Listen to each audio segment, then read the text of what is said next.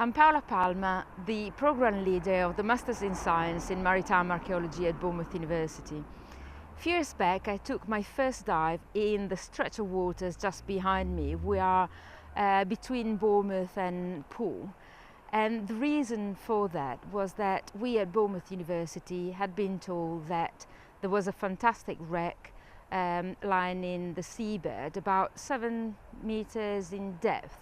My colleague David Parham, myself and a few students of ours went to have a look, and we saw something absolutely amazing. Beautiful shipwreck, very important, a few artifacts, and we basically decided to investigate the wreck further. A few years later, we managed to secure some funding from English Heritage, Poole Harbour Commissioners and other fantastic sponsors, which have allowed us to investigate the site a bit further. Amongst the artifacts that we have found so far, there are some beautiful and outstanding carving, and in particular we found a rudder which is carved and is about 8 meters long and is very rare. Not just in Britain, but in Europe. There is another example in Sweden.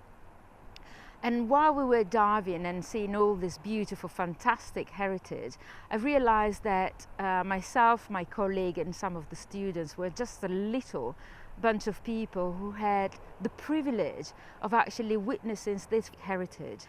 And I came up with this project, which is called Bringing People to the Museum and the Museum Underwater. It is thanks to grants like the Heritage Lottery Fund that we are now in a position to share the importance of this shipwreck with you.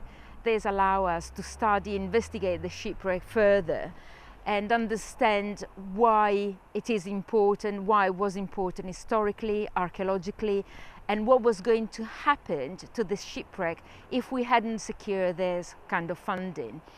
An example is very simple. You can actually see it from this tiny timber coming from the shipwreck, from the site. The white part has been dug by a shipworm, and this is what is degrading at an alarming rate that wreck that is lying on the seabed just behind me. So it is very important that we continue the excavation, that we raise as much of the site as possible, and that we understand its importance from any point of view. It's about involving the community and you take ownership of your own underwater cultural heritage.